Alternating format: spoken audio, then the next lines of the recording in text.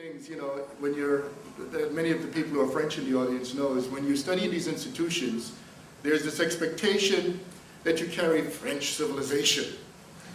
And one of the things I like about Jean-Paul is he reminds everybody that French civilization can always be a little better. And he exemplifies the values of the more humanistic side of what it is to reach out. In addition to that, the founders of this organization, the idea that you've brought this work together. And when I say work, I'm using it in the sense that Hannah Arendt used the term work, of what it is to constitute a world of ideas, to be creative. And this is no simple task, because as some of you know, the very question of looking at the African diaspora in Europe is already challenged by the fact that a lot of the history of Europe, particularly its colonial history, has been to keep black out. Okay? So already your task, your work, is a very challenging work. I recommend a forthcoming book, for instance, by Dinka Hundius, where she examines methodically this kind of question, the idea that somehow Europe is to be kept pure through keeping the blacks out. Now, I also, like many of you in the room, as Kathy Cohen brought up yesterday, I'm also mourning the loss of Manning. And one of the things that come together when we think about Manning and the fact that Kathy put him together with Audre Lorde is the fact that Manning did also write a book called Grounding with My Sisters. And in addition to that, he also brought to the forefront the question of what it is to build institutions. In many ways, what's being done here is a reflection of the kind of values he exemplified. And I know that many of us understand what it is for him now to become an ancestral voice. Now, when I say ancestral voice, many of us bring these voices together. I know in my own work, I think about Amo Kugano, think about Furman, Antonia Furman in Haiti. I think about Anna Julia Cooper, who has influenced my work a lot, and Du Bois and Fanon, and you'll hear echoes of these people in this talk. In addition to that, man, it's just 2011. Now, at the moment, if I say it's 2011, people say, so what? But UNESCO, as we know, made this the year of the African diaspora. I know, Carter G. Woodson started with a week. We worked ourselves up to a month. But man, we now got a year. I'll read the resolution. The resolution said, the International Year for People of African Descent. The year aims at strengthening national actions and regional and international cooperation for the benefit of people of African descent in relation to their full enjoyment of economic, cultural, social, civil, and political rights, their participation and integration in all political, economic, social, and cultural aspects of society, and the promotion of a greater knowledge of and respect for their diverse heritage and culture. So UNESCO is recognizing what most people in this room have been doing all along.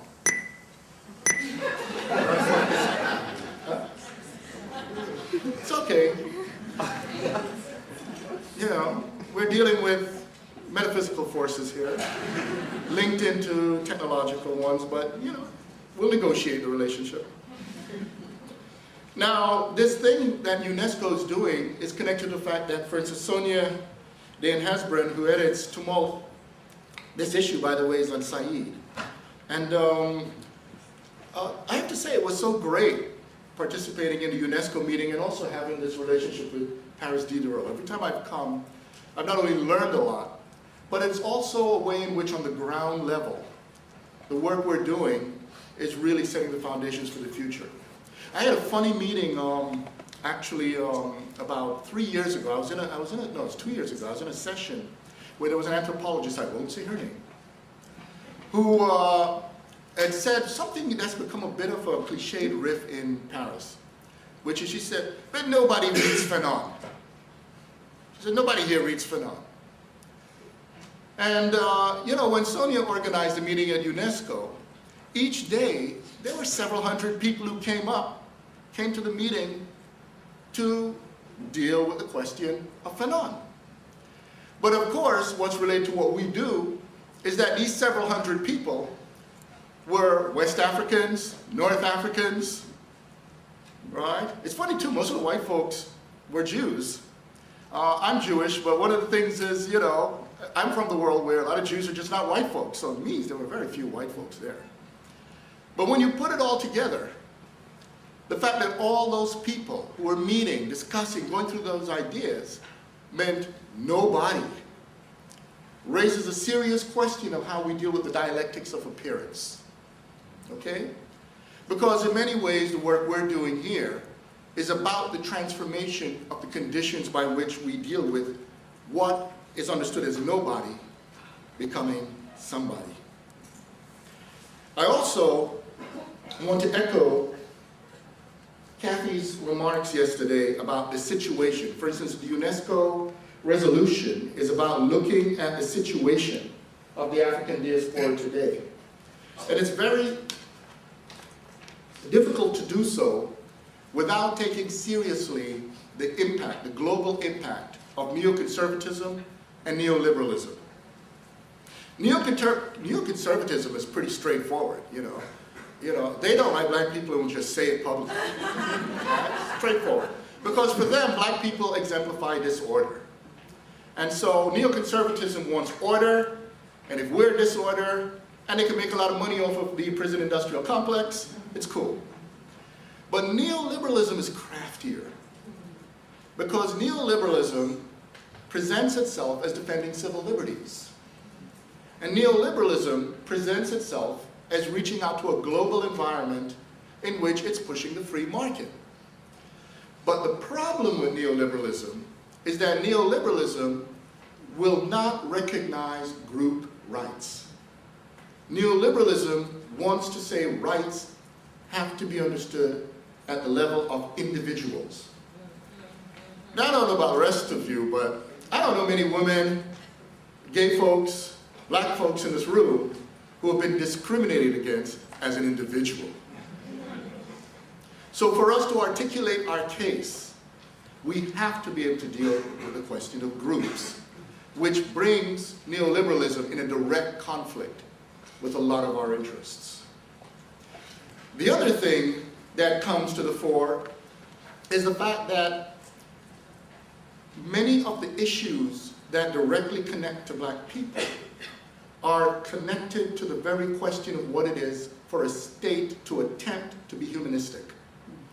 I say attempt, but what I mean by that is the development of public infrastructures. So when neoconservatism and neoliberalism have the mantra of privatization, it means by definition eroding the very conditions under which certain groups are able to develop material infrastructures. So that's the first part there. Now the second part that's also connected to what Kathy Cohen said yesterday is, I love the fact that she just made it plain by saying dirty laundry. All right? And you're going to say, well, what is this thing about dirty laundry? Well, one of the things that really create issues when folks do theory in black, studies in black, is that to do things in black, well, blackens them. And what that means is that it begins to bring out some of the things that people don't really want to talk about. And I could bring it up in a very, I'm going to bring it up in different ways, but that's the subtext of this talk. That's the main subtext of this talk. One way I could bring up is when I was in graduate school. And there's some graduate students in the room, and some recently graduated individuals. When I was in graduate school, I was studying philosophy. And for many of you who have studied philosophy, as you probe those texts, particularly the modern texts, there's something that becomes really evident right away, which is a lot of the people we study as canonical figures, well, they didn't like black people too much. In fact, they really didn't like black people. And boy, a lot of women in the room, if you're going to look for a nice tale, that's not the place to go. Now, I remember when I was reading these texts, I would say to my colleagues, my peers, damn, these folks really don't like black people.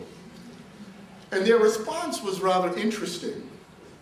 Some of you in this room may have seen the television series from the 80s called Different Strokes. Yeah. Remember Gary Coleman, his line was always, what you talking about, Willis? Well, their response to me was similar. It was like, what you talking about, Willis? I said, no, it's right there in the text. And they said, no, it isn't. I said, yes, it is. I said, it goes back and forth. So finally we'll go and we'll look in the text and we'll start looking at all this stuff, Hume, Kant, Hegel. And when you look at all that, suddenly they're like, whoa. Whoa. Now, of course, there's a classic response. And the response was, how come I didn't see that? Right? And of course, when someone first sees something like that, their response is they're going to go through certain defensive mechanisms. So one response is, well, maybe it's not that important. Now, many of you in this room know that in our profession, there are people who write whole dissertations on one sentence from one of these people. So one of the things you have learned about canonical thinkers is everything is important. So in a way that maybe it's not important is a form of disqualifying the very narrative that sets the condition of its appearance. The other response is a response that says, well, what the person really is saying is something else. Okay? And then there's another response would be, well, if we work it out, we will ultimately see it's not that important. Now, those responses are peculiarly similar to theodicy. All right? And one of the things, when you do this area of research, all of you may realize, is that although you're trained in a particular discipline, you have to bring a whole lot of additional resources to understand this question of black subjects. Right? And so what does theodicy offer to this? Well, theodicy, to understand theodicy, you have to understand how arguments about God work. For instance, I remember many years ago, when I was about 16, I was walking one day and this very beautiful young lady smiled at me. And somebody beautiful smiles at you, you smile back. And she kept walking, I kept walking, and she walked into a church. Now, I'm not a Christian, so I was like, oh, what am I going to do? I thought, well, it's amazing what some people do. People smile at them. I went into church. And so when I go into church, the preacher's there, and he's doing a speech of fire and brimstone, all of this stuff. And so finally I raised my hand, and I asked him, is God perfect? And he said, yes, God is perfect. I said, are people perfect? He said, nah, people aren't perfect. People are bad, nasty. And so then I said, did God create people? And he said, absolutely. So I said, well, God can't be perfect. And he looked around and, he said, what you doing? No, he said, what do you mean? I said, well, you don't say someone who builds imperfect cars are perfect. You say they're imperfect. Someone who builds a car, it's a lemon. You say it's a bad car builder, so God can't be perfect. And that minister right there knew exactly what to do. He looked at me and he said, get out of my church.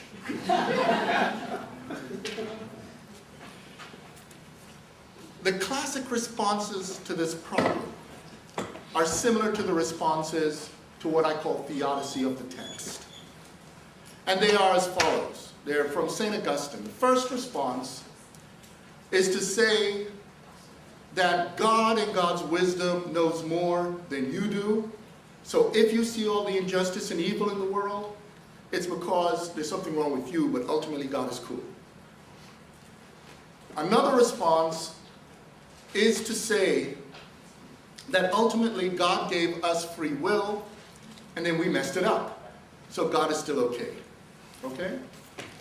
Now, if you secularize that discourse, what you begin to do is to say the text, whether it's by Kant or Searle, whoever it may be, or if it's by Hegel or Hume, they function like God. So ultimately, if they are perfect, if they're God-like, then there has to be something wrong with you, the reader. You see? So in those responses, they were saying something's wrong with me. And in many ways, with the work many of you do in this room, you've had similar experiences. The view is the things you're uncovering in your research means something must be wrong with you, because everything else is perfectly right. Now, I call that theodicy of the text. But one of the things my peers misunderstood was when I was being critical of those texts, I was not arguing that we shouldn't read them. You see what I'm getting at? And the reason I wasn't doing that was precisely because I, as a black man in the United States, would be awfully naive if I expected to open books written from the 18th and 19th century by European authors and expect them to be long soliloquies on how much they love black people. You see what I mean? In fact, and this is something that makes people uneasy, the truth of the matter is any intelligent black person knows that you negotiate the white world with a grain of salt. Because one understands quite often that that world is saturated with a challenge to your humanity. And so for you to live and work in that world, you must have in advance made a decision about the people you're working with. And the decision you have made is that they are human beings, which means they're going to have contradictions. So when I was reading those texts, the reason I was able to see those things was not out of a special gift. It was about an in advance attitude, which is that I was reading a book or a set of books written by human beings. Now, this means then, if one is doing that, as human beings, they're subject to critique. And if we collapse into these Theodician models of the text, we are in effect closing off our resources of critique. So this brings me now to the subject at hand. The conference, as we know, is Black States of Desire, and I've been enjoying listening to the papers, the ways in which we have looked at some of these issues. And at the heart of Black States of Desires, of course, I love the fact that the organizers worked with ambiguity, right? The idea is to recognize our intellectual agency, for us to have to come to this subject by bringing our resources of thought. And among them is going to be resources of thought similar to this uncovering of dirty laundry, this uncovering of what it is to try to treat textual life as godlike. Now, the first thing that we could do is just talk about some black states. Now, one could talk about black nation states, but one could also talk about different ways in which you talk about states of being black, for instance. I had a funny experience a couple of years back. I was speaking at the Humanities Center at Harvard, and Skip Gates showed up, and he said, Lewis, you got to check out the Du Bois Institute. You got to see how it looks right now. So I said, all right, I'm going to check out the Du Bois Institute. I'm going to see how it looks right now. So I go to the Du Bois Institute, and as I walk around, I saw the Institute has these posters from blaxploitation films. I know some of you have been there. You've seen these? And as I'm walking, I'm looking at these posters. You know what I mean? You see glistening macho black men with glistening bodies, You see black women also with muscles and afros, You see plantations. You see a lot of subtextual, sexual stuff. And then it struck me too, because at the time I was also advising a dissertation on Carol Walker. And there are these things with Carol Walker that really bothered me. I was trying to get my finger on it. And as I was there, it was this eureka moment. I realized that some of us, for instance, here we are at the African American Collegium. Some of us would say black studies, some of us would say African American studies.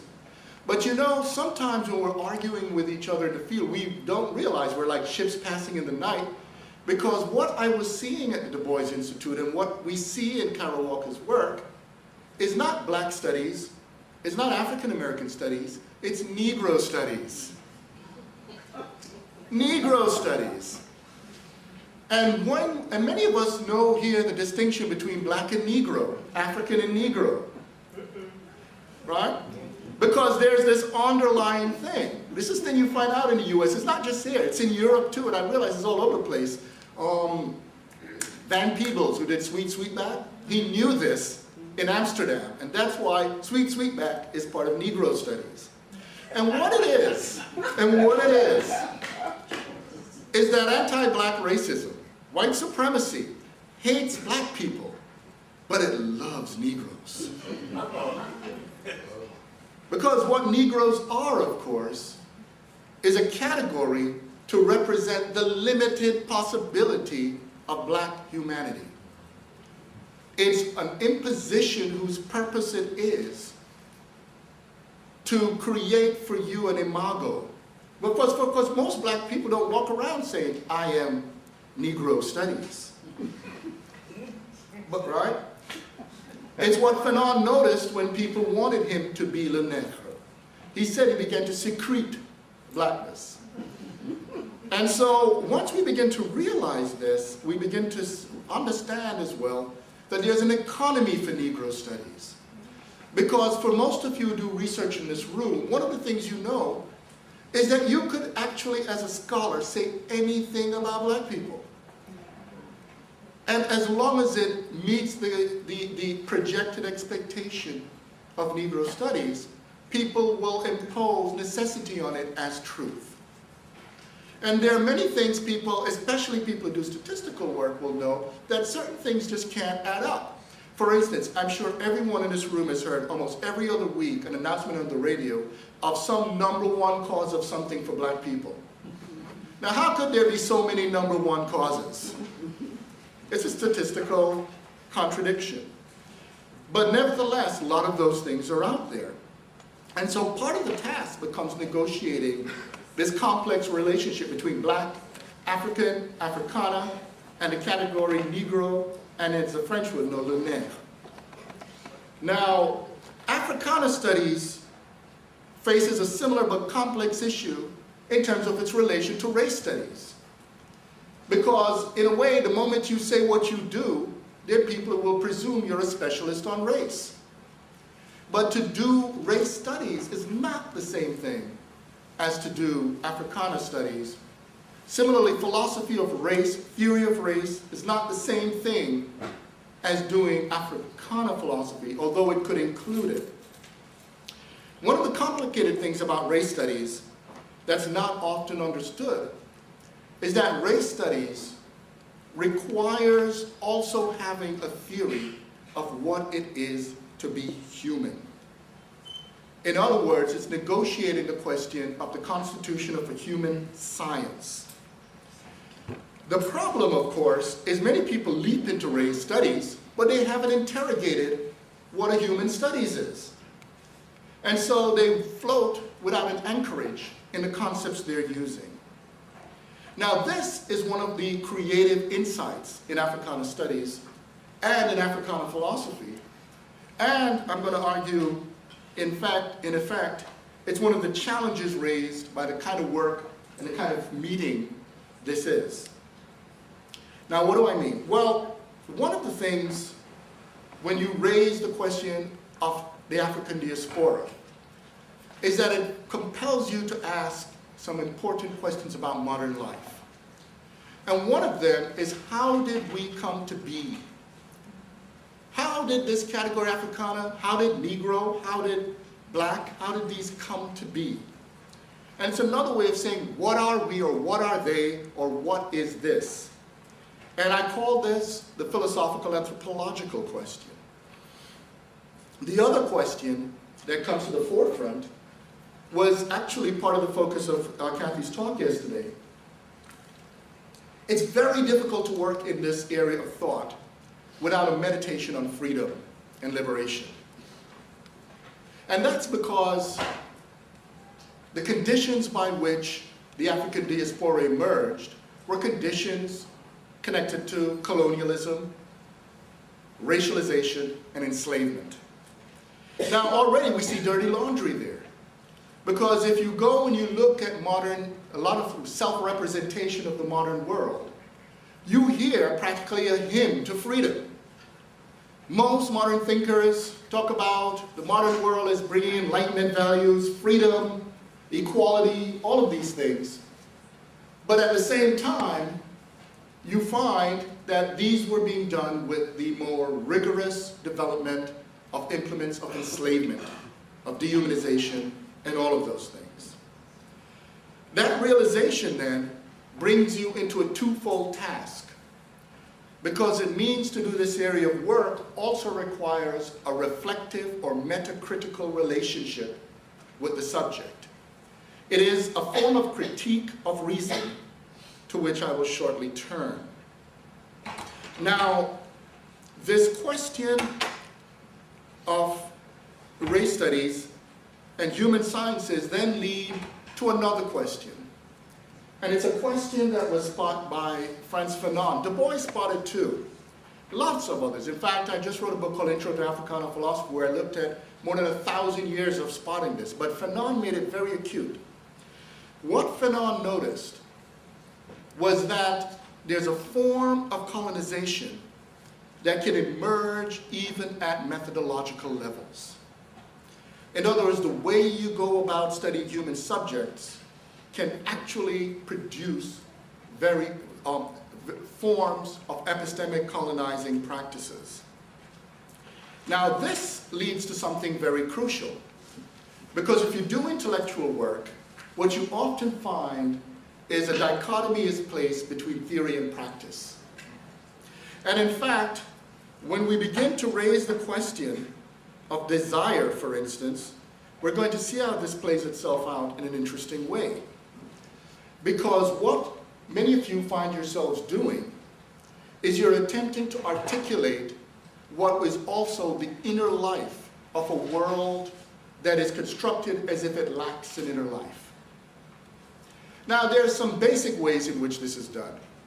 For instance, if you go and look into many college catalogs in the United States, if you see the word black, you'll almost always see, right after the word black, the word experience. Yeah, you'd see something in the black experience. Or if it were February, I'd do it Barry White style. I'd say the black experience. Now, what is this black experience? Well, there were good reasons for us to try to articulate the black experience, because when you assert you're a human being, you say you have an inner life. You have a point of view on the world. The problem, however, is that when one works with the category of experience, one begins to find a trap. And the trap of experience is that, for instance, every one of you in this room have had the experience of trying to figure out your experience. You know what I'm talking about. Something happens and you're like, and you usually go to a best friend or somebody who you could trust, your partner, somebody, and you say, you know, something just happened and I'm trying to figure out what happened. And what this tells you is that experience by itself is insufficient to deal with the question of bringing meaning to what happened. This means, however, that what you bring to the interpretation of what happens has a crucial role. If you lock it purely into experience, the trap of experience over-subjectivizes it. So you'll hear stuff, for instance, these days about your feeling of discrimination, your feeling of racism, right? Now, you know, when we're talking about racism and discrimination, we have a lot of objective data.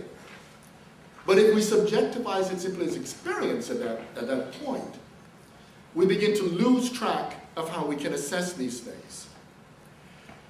The other problem that comes in when we talk about theory is that when you have that moment of trying to work out what happened, you are taking agency, you're taking responsibility for the figuring out of your experience. However, what we have had in the academy is a unique dichotomy that says to many of us that the world of color is to be a world of experience, but the world of whiteness is to bring the theoretical, meaningful, interpretive, scholastic models by which to understand that experience.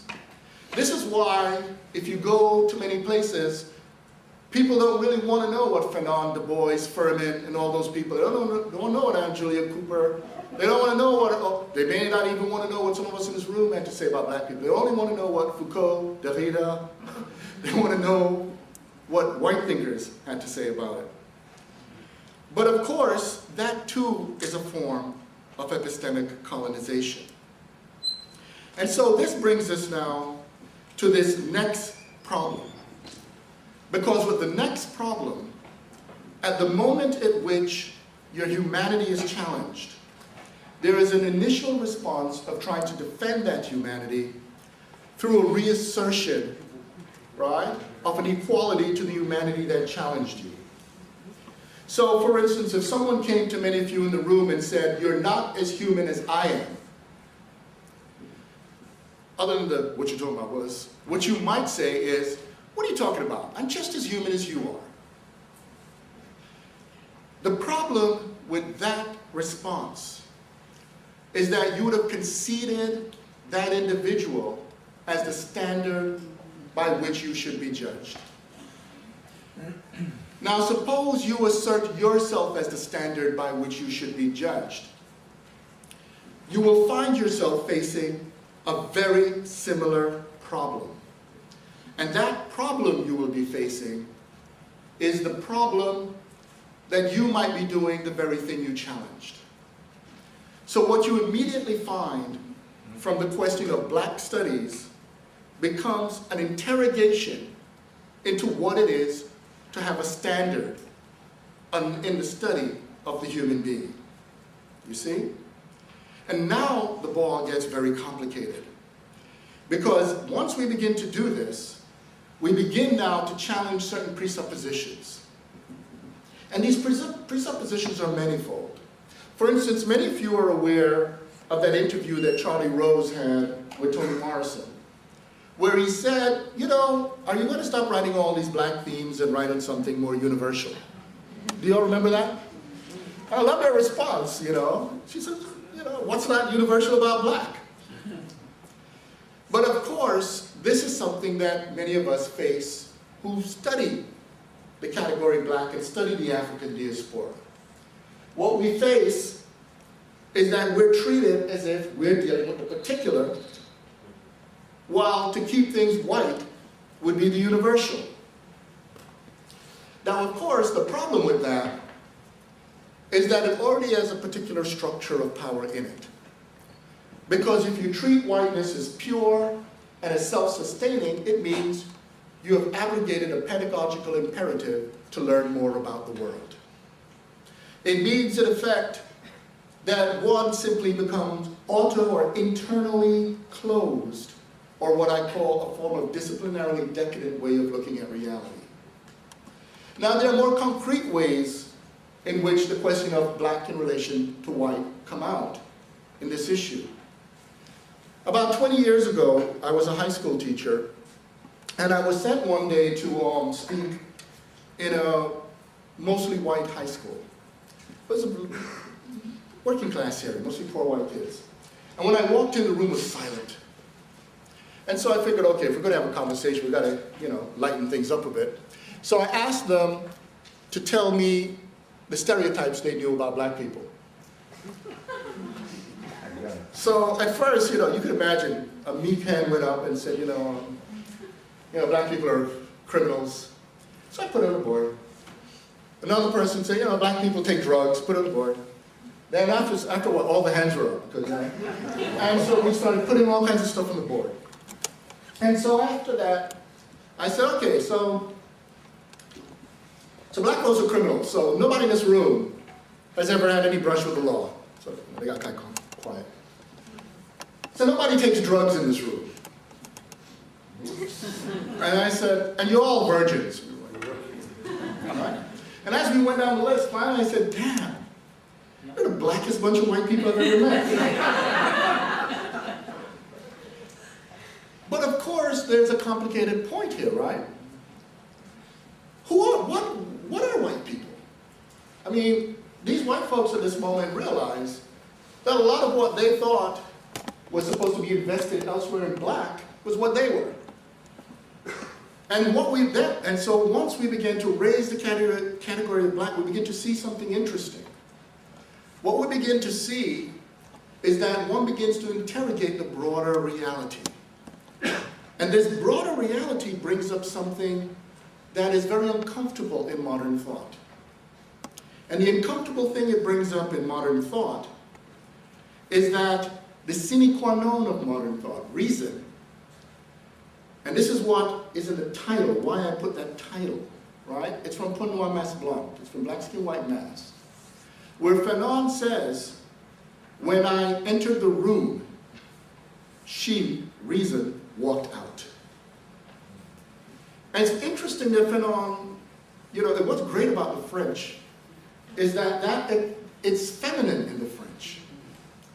So you could picture Fanon, this black man, coming in because, reason was having a great party, right? Think about modern thought, you could almost see it like a disco, right? The music's going, the disco ball's going, and the party's going, and they're saying, equality, universality, enlightenment.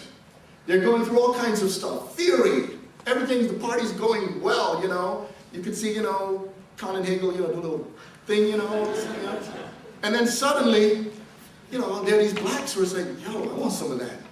This party sounds good. And so Fanon, representing the black, jumps into the party, and you know how it goes. At that moment, the DJ makes it go, right? And he's like, what? What's going on? Right? And here's the problem. At that moment, Fanon, and by extension, black studies, raised an interesting question. The question is, what do you do when reason is unreasonable? All right? This paradoxical notion of unreasonable reason. If you look at a lot of modern thought, the effort to make reason reasonable was structured at first with rationality. But the problem with rationality is that rationality requires to be maximally consistent. I don't know about the rest of you, but I don't think I would ever want to date a maximally consistent person. And what this tells you is that the human world has to be able to do something very different. And what the human world does is the human world doesn't only know the rules, but also is a world that has to know how to break rules. And what this tells us then is that reason must be broader than rationality. But at the same time, what Fanon faced, and by extension this question of black studies faced, is if he tries to force reason to recognize him. Remember I said it's she? Then it has the structure of rape. So what he finds is that he has the unusual task of having to reason with reason reasonably. This brings out the other part of this meeting, the problem of desire. Because if we bring through this question of desire, desire comes down, as Fanon says in Pour Noir Masse Blanc, but a lot of us have seen this. It comes down at the end of the day to say, what do you want? And by extension, what do people want? But this question about what do you want, and this question about how we deal with the idiosyncrasies of blackness, what this begins to tell us then is that black states of desire become another way of also saying black existence. But if we're talking about black existence, existere, we now face the problem of what it is to stand out. You see, one of the challenges raised by the modern world has been the notion that black people could be but not appear. That we're somehow not supposed to stand out. And this led to a peculiar problem. And it's a problem that Du Bois saw, it's a problem that Furman saw, it's a problem all the way through to what Richard Wright saw. I think I mentioned the other day, when Sartre went to Harlem, I mention this? When Sartre went to Harlem, he went to hang out with Richard Wright. And Richard Wright, knew what to do, right? When he saw Sartre, he took him around Harlem because he knew Sartre loved jazz and all that. And Sartre's having a great time, and eventually Sartre turns and he says to Richard Wright, Richard, tell me about the black problem. And Richard Wright said, black problem? There's no black problem in America. It's a white problem. He says the problem of the attitude of black people. And as many of you know, Sartre came back and said, yeah, there's not a Jewish problem in Europe. There's the anti-Semites problem, right? Reflection in the question Jude. But the point here goes back to Du Bois. And what Du Bois noticed is that when it comes to the study of black people, there's a tendency to make black people into problems instead of looking at the problems faced by black people. You see? So you become the cause of the problem. That is at the heart of what I meant by Negro studies.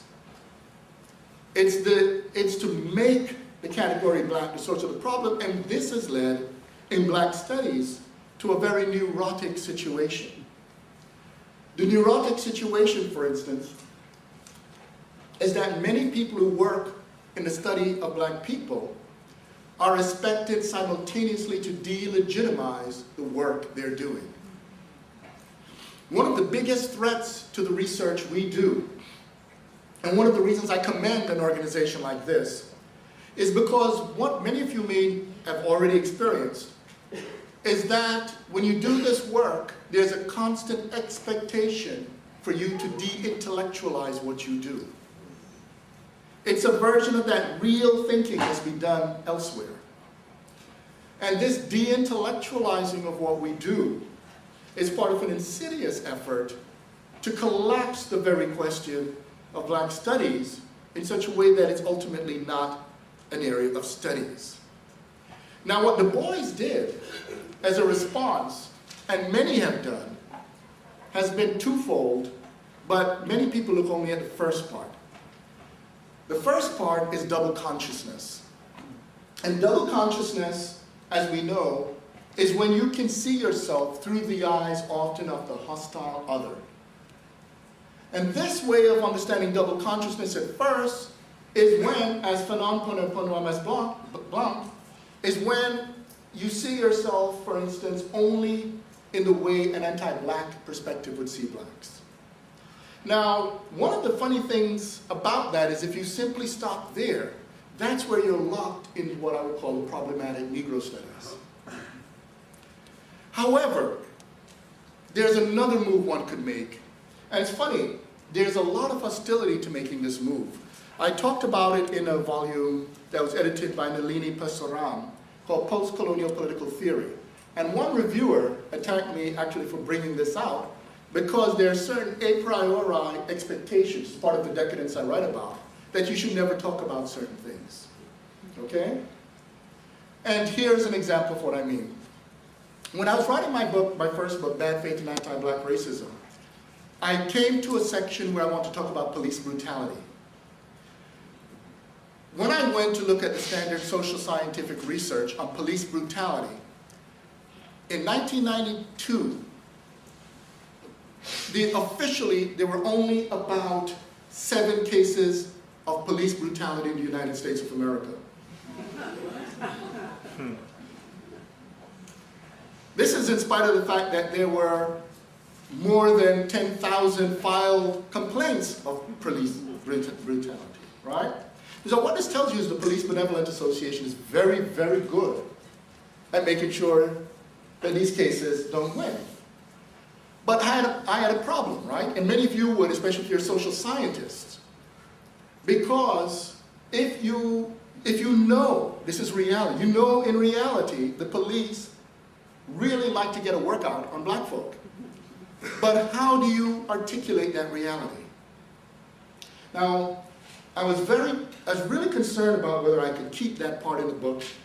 So I was trying to figure out, how am I going to establish this? And I was walking with my son, who was 4 years old at the time, and he passed a police officer on a horse. And he thought anybody on a horse with a gun was like a superhero. So he would say, "Hi, Mr. Policeman." And the police officer said, "Hi, little boy." And I thought, man, you know, this can be cool now, but once he's a teenager. And then I thought, wow. So I went and I found some black child care books. And when I opened the index to the black child care book, bam, there it was, police brutality. And not only that, I looked in the black child care book, I saw interracial relations, alcoholism, incest, child abuse, all kinds of things. And then I became curious, so I went and I picked up what's called a generic child care book. And what do you see? Ego formation, you know, smiling, talking, you know, that stuff. Now, I ask you a question. Which book more accurately reflects the lives of children of any racial background in the world? The answer is the black child care book. The dirty laundry argument is an argument about reality. Children in the world have to deal with all these issues. But the construction of whiteness sterilizes the world of the child and presents as universal, a false universality. In effect, what the black child care book was doing is what black studies does. It is willing to look at the contradictions of modern life and to articulate them, which gives the reader, the student, the researcher a broader picture of reality. It is not that it is universal, it is that it is more universalizing in the present participle. You see? And so this universalizing practice, right, issues the important critique. And this is what Du Bois saw in what we could call potentiated double consciousness. And it is in fact what the critical dimension of black studies is about. What black studies is about is recognizing that at a societal level we commit Theodician acts. We construct the society as a perfect God. And it becomes important for us to offer the critique to show what an actual society of human beings is. And so that ongoing thing means then that we're actually, and Ralph Ellison brought this up as well when he talked about literature in the United States, that in African American literature you actually learn about the reality of America. You don't get a sterilized reality. And so what we begin to get at this point then is an important critique. And what Du Bois saw in this humanistic critique is that when we make the people into problems, the structure of the narrative requires the people constantly to fix themselves. You see? And as many of you know, there's a long history of black people fixing themselves. And you know what's really sad about the moment? As the present becomes more conservative, there's actually a valorization of black people making black people into the problem. And so now I'm going to get to some of the concluding stuff. Now, in my title I have this thing about monstrous desire, okay? And one of the things about monstrous desire is connected to something that Jane Gordon and I wrote. We wrote a book called Divine Warning, Reading Disaster in the Modern Age. And one of the things we look at in that book is that although today when people talk about disaster a lot of people don't look into the mythopoetics of disaster. If you look at the mythopoetics of disaster, disaster means a fallen star, something falling from the sky. And when we think about disaster in that sense, we begin to understand that it becomes a signifier. For instance, if a star falls, you ask, what is it saying? Well, another way of saying something is to ask, is it a warning? And in Latin, the word is monstrum or manera. And what manera represents, from which you get the word monster, is a divine warning. Now, in antiquity, monsters had a very important social function. If a monster popped up, it meant something was wrong in a community. So the presence of a monster was a moment for self-critique. You see? If you look throughout history, this led to a form of community evaluation. In the modern world, however, under the period of colonialism, something different happened.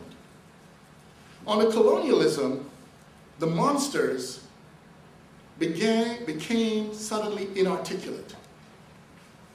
If you look at antiquity, for instance, almost every exemplar of monstrosity spoke.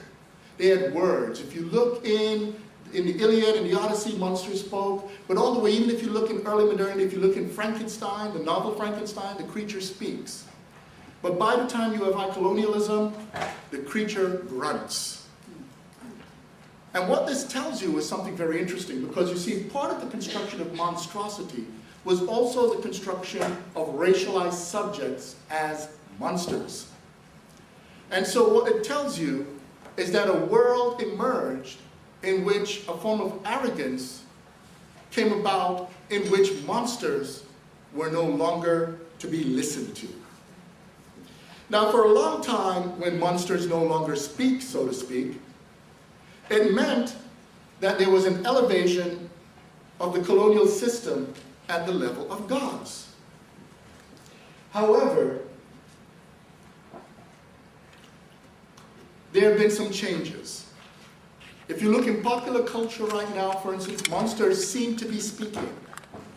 And if you look into the world of politics, those who are from the communities of monsters seem to be speaking. But the thing is, when they speak, they no longer speak as a genuine critic of the society. Their speech, so to speak, becomes the unveiling of other monsters. And this is why a form of conception of black studies emerges, in which the purpose of it is not to critique a society with anti-black racism, it's not to offer social critique, it's simply to return to the pathologizing of black people and actually make black people into the problem. Now this has led into a form of situation in which a form of moralizing of black speech emerges. And what Biko observed around the question of speech was that speech can be properly political if that speech can actually create the appearance of the dynamics of power in the society. And so in effect, when Biko argued that black consciousness was political, it was political precisely because apartheid South Africa did not want the emergence of the speech from black. You see? In other words, the racist state required that there is not a form of critique that comes out of the category of black.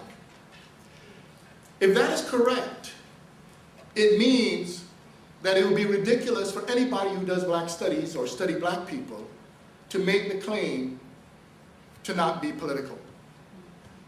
It means by definition, if it's a repressed term of a racist state, then the uncovering of that speech, the articulation of that position, becomes fundamentally a political act.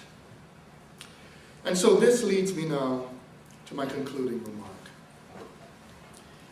One of the things about black desire is the question of black existence. But black existence emerges fundamentally in terms of, and something I really appreciated this morning in Laura Sarnelli's talk, from a peculiar form of melancholia. Now, when people hear melancholia, they think of it as a downer. But there's a psychoanalytical sense of melancholia as that about which the subjectivity, the identity of every one of us is formed. The human being is a melancholic being, okay? Because the separation we had from our mothers is something with which we have to deal to become adults. But the complexity of the black condition is this. Black people emerged in the modern world. If you try to find pre-modern blackness, there's no black people. And so black people face this peculiar situation of being indigenous to the very world that rejects black people. Do you see that? That is one of the reasons why there's a neurotic structure to black studies. Because you must deal with a subject that could only exist in a world that rejects it. This paradox is exemplified in a lot of black art forms. It is the essential element in the blues. It is part of what's involved in recognizing an adult sensibility that deals with the very contradictions of modern life. And so the reason double consciousness, the reason the dirty laundry, the reason the Theodician elements, the reason all of these things come about is because of the peculiar structure of black subjectivity as a unique form of melancholia, not only in the form of the bereavement from the pre-colonial moment, but as the understanding of the continued bereavement as an ongoing rejected presence. So this means that the task that we've taken on when we talk about black states of desire is to deal with this question of what do we want. Well, you know, one of the fundamental issues that we look at is the question of freedom. I'm going to close by just giving a small thought on freedom. Now, when we talk about freedom, there are those who talk about license, what it is to be unchained. But you know, one of the complicated things about freedom is that although you may be unchained, you're not necessarily free. And in fact, one of the frustrations from a world that wants to get black people to shut up is this ridiculous view that post-emancipation, post-slavery, the legalizing of slavery, somehow that's supposed to be freedom. But what we know is not only about the racism, it's not only about the economic inequalities, but we also know that there's another complex issue about freedom, and it's connected to some of the talks also about the suburbs in France. It's about some of the issues about the question of who's French, but also who's European, who's African, all of these things.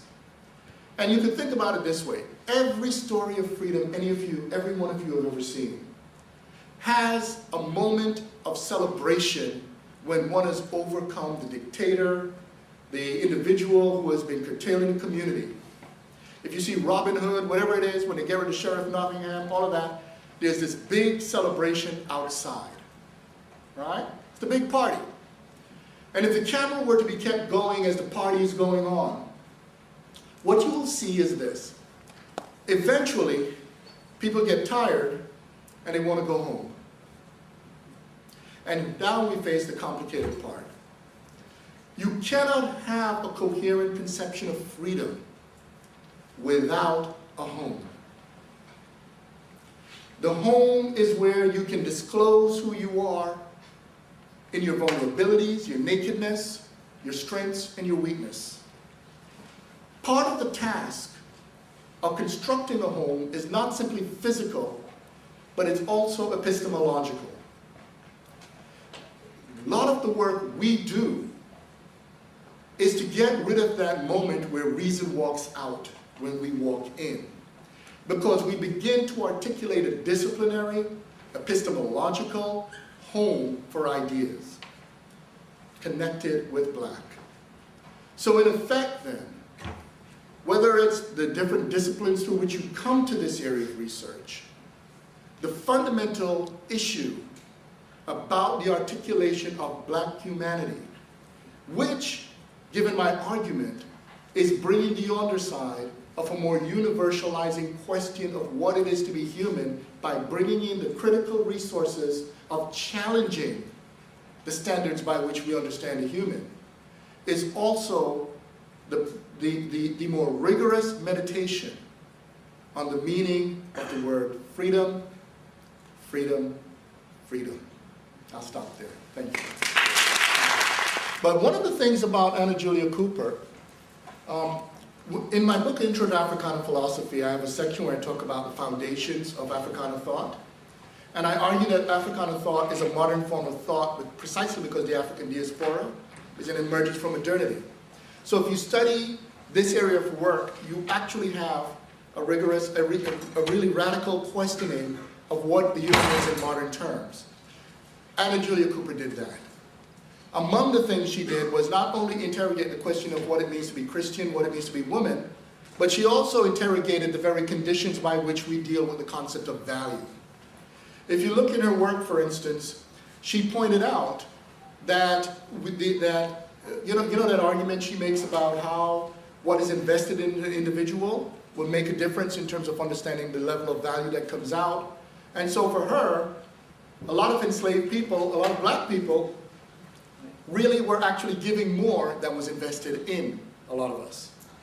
Now, in terms of her work, she also took it to the level of how one looks at language. And this is an important category in terms of a lot of the philosophical work. One of the things she pointed out, there's a great essay she has, for instance, in her response to when Paul Robeson played Othello. I don't know if many of you have read this essay. The director wanted Paul Robeson, because he was the first black actor to play a black man in a Shakespeare play, he wanted him to be supposedly authentic. So he wanted him to say, "I is." Now, and Anna Julia Cooper brought this out in her study for linguistics. No black person says "I is." "I is" that Negro study stuff. You'll hear black people say "I'm a," which is a version of "I am." I'm gonna do this, I'm gonna do that, and she brings this out. But she brings out something that's phenomenologically interesting. Because if a false construction of what you are to be as authentic is unleashed in the public, then many black people cannot begin to imitate what they think is authentic when that was never black to begin with. So she begins to show the force of ideological imposition. There are other things with her, in terms of, for instance, her philosophy of education. Because, for instance, she understood what it is to have a humanistic education. You know, one of the things that's happening in the academy right now is we're seeing in the act of privatization also an act of dehumanization of the university. And one of the things about a university, universities actually came out of an interrogation of what it is to be human. In fact, the word school is from the Greek word skole, which means leisure time.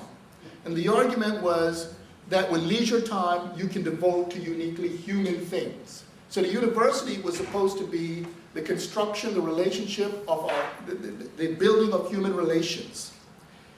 In a way then, if you're to attack the humanities and social sciences in universities, you will in effect be de-schooling universities, de-universalizing them. Now, Anna Julia Cooper understood this in her conflict with Booker T. Washington and the Tuskegee machine, which got very nasty.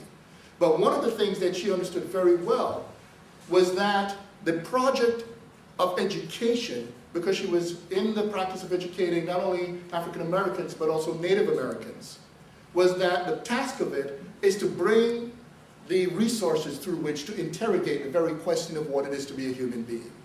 So she understood the philosophical anthropological question, not only in terms of her theological writings, but also in her philosophical writings on ethics and on politics.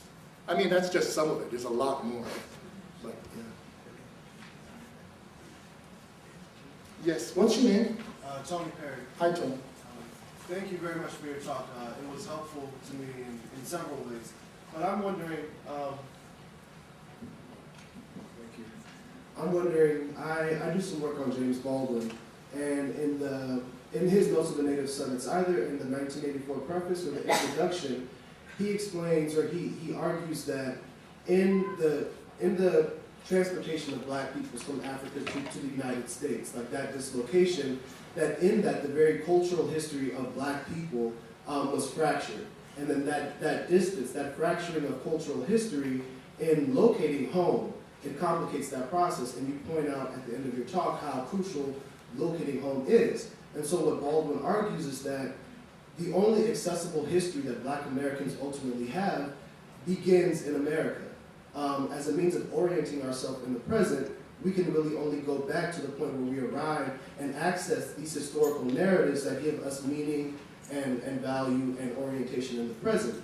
And so with this kind of claiming of America, he also seeks to claim citizenship in the West at large, because the history of America is very much tied to the history of Western civilization.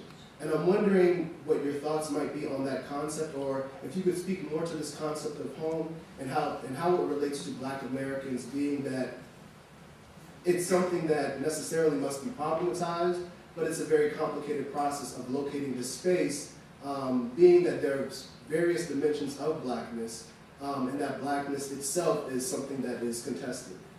Okay. Okay, to begin, well, there's several things, right?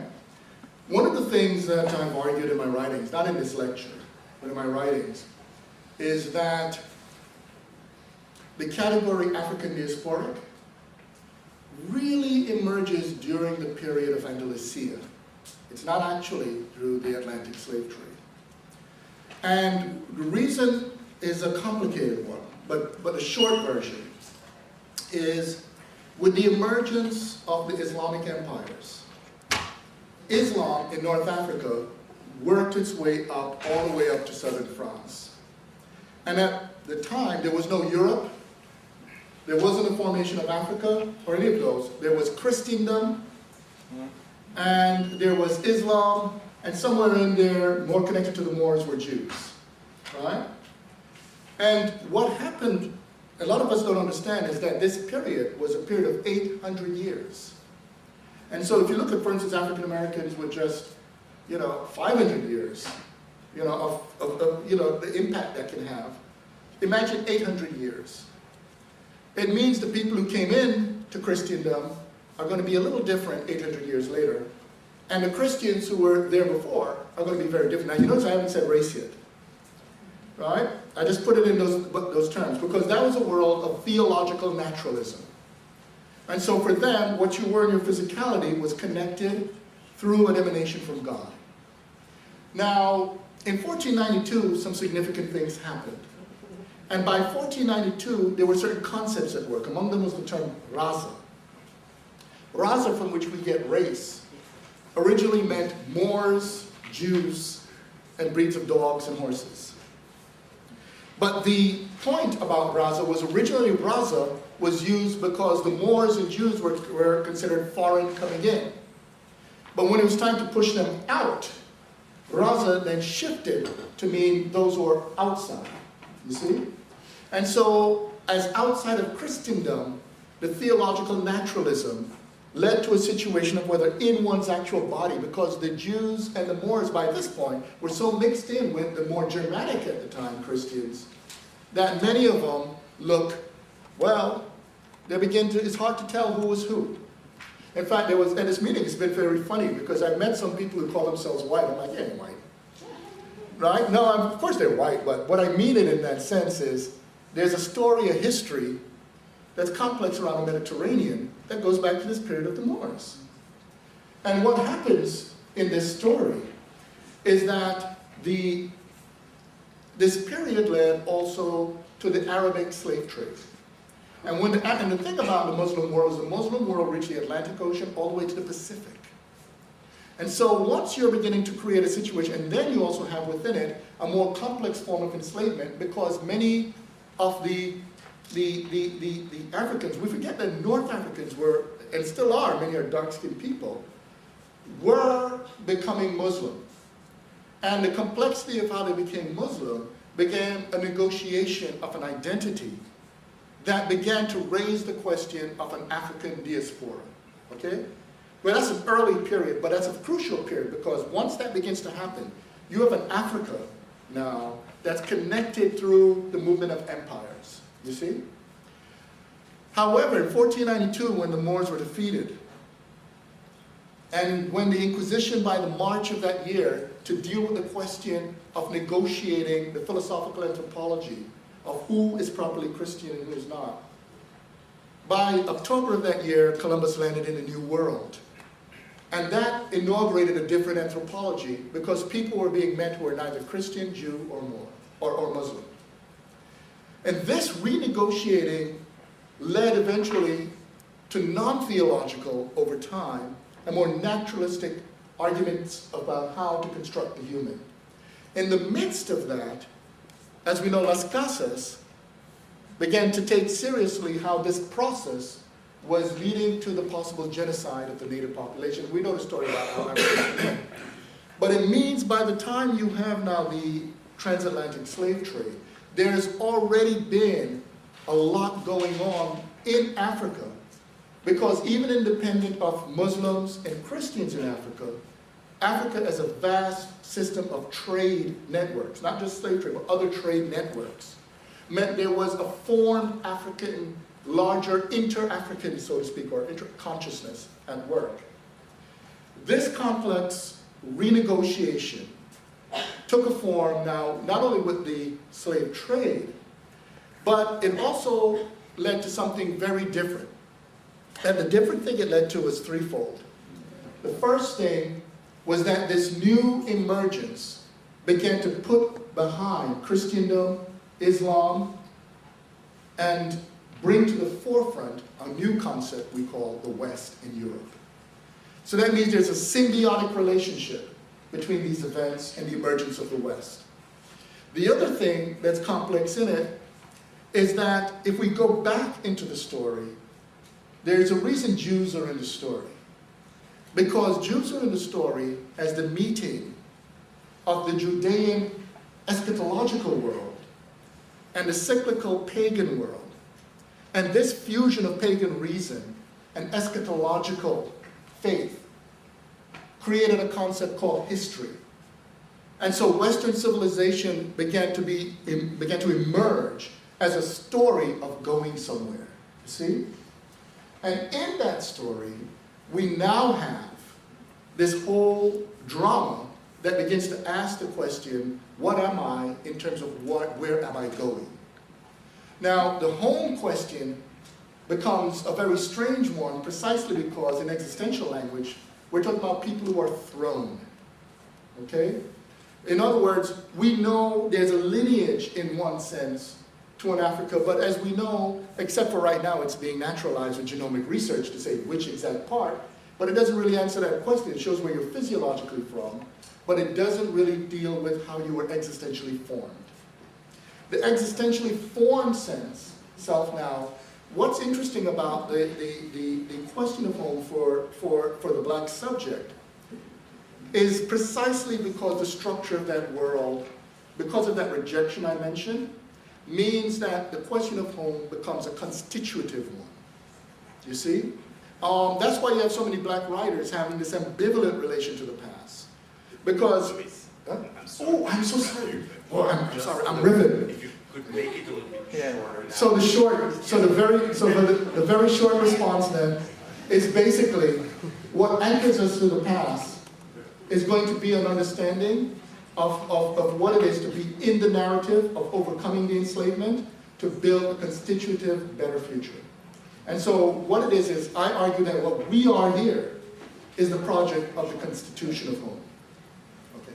Okay, one last very short question.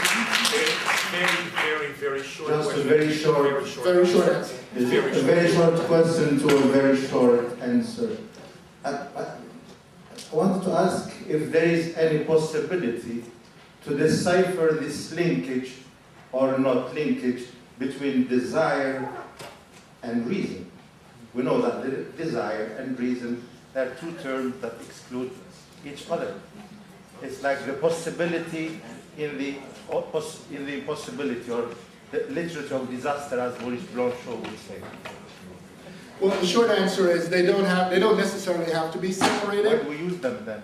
No, they don't necessarily have to be, but the thing is that the way I'm articulating reason is that reason is always an open concept, precisely because it has to be metastructural. Because it's self-evaluating, it finds that it has a breakdown of certain terms, which means that it can spread into the category of affect.